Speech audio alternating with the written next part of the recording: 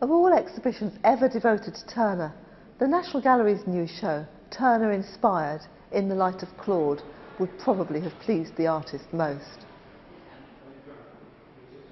Claude died in Rome in 1682, almost a century before Turner was born, but he was Turner's lifelong obsession.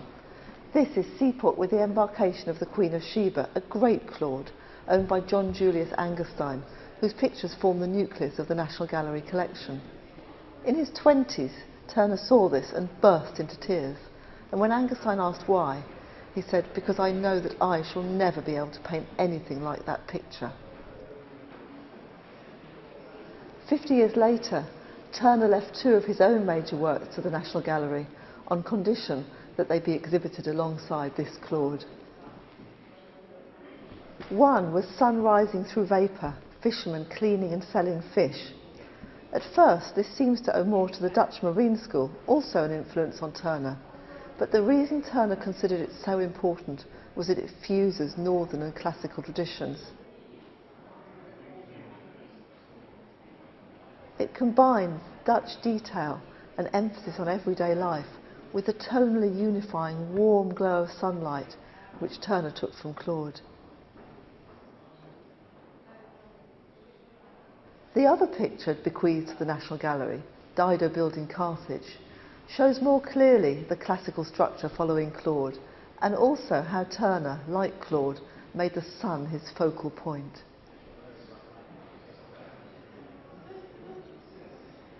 But Turner painted a pendant, the decline of the Carthaginian Empire, where the sun is setting, the mood is sombre, the people huddled and frightened. And already here we see the melancholy, pessimism and turbulence of Turner's 19th century sensibility as contrasted to the serenity of Claude. A highlight of the exhibition is this wonderful loan from Washington, Keelman heaving in coals by night. Turner again borrows Claude's seaport composition, but he destabilises it by moving the moon off-centre so that it's less stagey, more real. The result is a masterpiece depicting modern life, turning on the stunning contrast between the natural cool glow of the moon and the menacing flares and firelight of the coal of industrial England.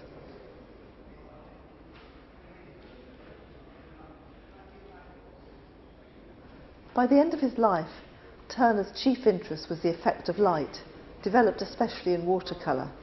In this, Venice, the Giudecca Canal, he engages with the unique characteristics of Venetian light, how it envelops space and is intensified by reflections in the lagoon.